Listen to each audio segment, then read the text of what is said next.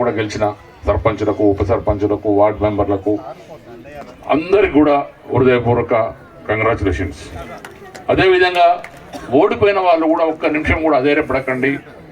ఖచ్చితంగా మీకు ఇంకా మరింత బాధ్యత పెరిగినట్టు. మీరు ఎందుకు ఓడిపోయినారు, జనం ఎందుకు మనని ఓటు వేయలేదనేది ఒక్కసారి ఆలోచించి ప్రజలతోని మరింత దగ్గరగా, మరింత మమేకమై మంచిగా పనిచేసుకుంటూ ప్రజలకు అందుబాటులో వండుకుంటూ మీరు మీ ఊర్లని ముందుకు తీసుకెళ్ళి ఖచ్చితంగా నెక్స్ట్ టైం మళ్ళీ మన పార్టీని కానీ మనం కానీ గెలిచేటట్టుగా ఖచ్చితంగా చూసుకోవాలి. మీరందరూ కూడా ఒక చిన్న విషయం గమనించండి. నేను 18 నుంచి 23 వరకు ఎమ్మెల్యే ఉన్నా. ఏ రోజు నన్ను ఎవరన్నా తిట్టంగా చూసిండ్రా? తిట్టినట్టున్నా ఎవరు మాట్లాడతలేరు కదా. ఎవరి నోట్లకి వెళ్ళి మాట వస్తలే. ఉపేందర్ రెడ్డి ఎవరన్నా తిట్టినాడా? ఓడిపోయిన తర్వాత ఎవరన్నా తిట్టాడా? ఓడిపోయినాక ఎప్పుడన్నా ఫోన్ బంద్ చేశాడా? చేసినా చేసిన. మరి ఎవరు మాట్లాడతలేరు కదా, నోట్లేదా? ఆకలి అవుతుందా? ఉపేందర్ రెడ్డి ఎలక్షన్లో ఓడిపోయిన తర్వాత ఫోన్ బంద్ చేశాడా? మరి ఇవాళ నాయకులు మన జనాన్ని బండబూతులు తిడుతున్నారు. ఎందుకు మరి? ఇది అవసరమా మనకు? నేను ఏ రోజున కూడా ఒక్క నిమిషం కూడా ఫోన్ బంద్ చేయలే. ఓడిపోయిన తెల్లారి నుంచి కూడా మళ్ళీ జనంలోనే ఉన్నాం, జనం కోసం పనిచేస్తున్నాం. ఖచ్చితంగా ఓడినా గెలిచినా జనం నా జనమే అనుకుంటా. ఖచ్చితంగా వాళ్ళ కోసం పనిచేయాలనుకుంటాం. కానీ ఈ రోజున నాయకులు మన జనాన్ని, ముఖ్యంగా మన పాలేరు ప్రజల్ని బండబూతులు తిడుతున్నారు. మీరు ఎక్కడన్నా కనీసం, నేను ప్రత్యక్షంగా కాదు పరోక్షంగా ఎవరన్నా సార్ ఇట్లా చాలా ఫలానా వాళ్ళు తిట్టిండని వినరా? మరి అలా మీరు ఇక్కడ ఏదే మన ఏమంటారు దాన్ని, మీ సోషల్ మీడియాలో కానీ ఇంకెక్కడ కానీ చూడండి ఏ రకంగా తిడుతున్నారో మీకు అర్థమవుతుంది. ఇప్పుడున్న నాయకులు ఏ రకంగా తిడుతున్నారో మీకు అర్థమవుతున్నది. చూడండి ఒకసారి. మనం ఓట్లేసి గెలిపించి అధికారం ఇచ్చి మనం తిట్టు తినాల్సినంత అవసరం ఉందా?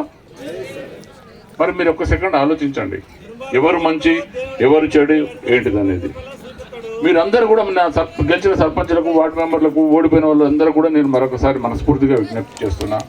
మీరందరూ ఖచ్చితంగా ప్రజల్లో ఉండండి, మంచిగా పనిచేయండి. ఎవ్వరు ఏ గవర్నమెంట్ మనల్ని చేసేది ఏం లేదు. అర్హులైన ప్రతి ఒక్కరికి గవర్నమెంట్ నుంచి వచ్చే ప్రతి పథకం కూడా ఇవ్వాల్సిందే. ఎవరు జాగీరు కాదు, ఎవరు సొంతం కాదు. ఇది ఎవరు మనం చేసినా ఎవరైనా చేసినా ప్రభుత్వమే. ప్రభుత్వం చెప్పేది పార్టీలకు, కులాలకు అతీతంగా నిజంగా అర్హులైన ప్రతి ఒక్కరికి ఇవ్వాలి. ఇప్పుడు మీరు అందరికి కూడా గుర్తుందో లేదు, మనమైతే నేను ఏ రోజున కూడా ఫలానాడు ఈ పార్టీ కాబట్టి ఇది ఇవ్వద్దని ఎప్పుడని చెప్పినాము? మనం ఎవరికైనా ఇచ్చినాం. ఎవరు కూడా ఇట్లా కాదు అట్లా కాదు. ఆఖరికి మనం సొంతంగా చేసేటివి కూడా అన్ని పార్టీలలో చేసినాం. నిజమేనా? మీరు మర్చిపోయినట్టుండ్రు. ఒకసారి గుర్తు చేసుకోండి, జనంలో కూడా తీసుకెళ్ళండి, మరింత మంచిగా పనిచేయండి. తప్పకుండా రేపు వచ్చే ఎంపీటీసీ, జెడ్పీటీసీ ఎలక్షన్లో మొత్తం 4 ఎంపీటీసీ 4 జెడ్పీటీసీలలో మనమే మెజారిటీ గెలవబోతున్నాం, గెలుస్తాం. మీరు ఖచ్చితంగా జనం మన వైపున ఉన్నారు, మనం ఓట్లు వేయించుకోవాలి. సరే, రకరకాల ఇబ్బందులు, రకరకాల ప్రెజర్స్ ఉన్నా కూడా మనం ఎవ్వరు ఏమి చేయగలిగేది లేదు. మీ ఎమ్మటి నేను ఉంటా. 24 గంటలు మీకు అండగా ఖచ్చితంగా ఉంటా. ఎక్కడ కూడా చిన్నదానికి కూడా నేను ఎక్కడ వెనకపోను. నిజమేనా? మనం మరి 20 రోజులు ఇక్కడనే ఉన్నాం కదా, ఉన్నావా లేదా? మీరు ఎవరు ఫోన్ చేసినా, మాట్లాడినా, ఎవరికి ఏం కావాలన్నా చెప్పినామా? ఖచ్చితంగా ధైర్యంగా ఉండండి, మంచిగా పని చేయండి. మంచి ఎప్పుడు కూడా మనకు ఉపయోగపడుతుంది. మంచి మనతోనే ఉంటుంది, చెడు మనతోని రాదు. చెడు ఎప్పుడు కూడా చేయొద్దు. మొదటి నుంచి కూడా నేను అందరికీ చెప్తున్నది అదే, ఇప్పుడు కూడా చెప్తున్నది అదే. మనకు అవకాశం ఉన్నది తప్పకుండా.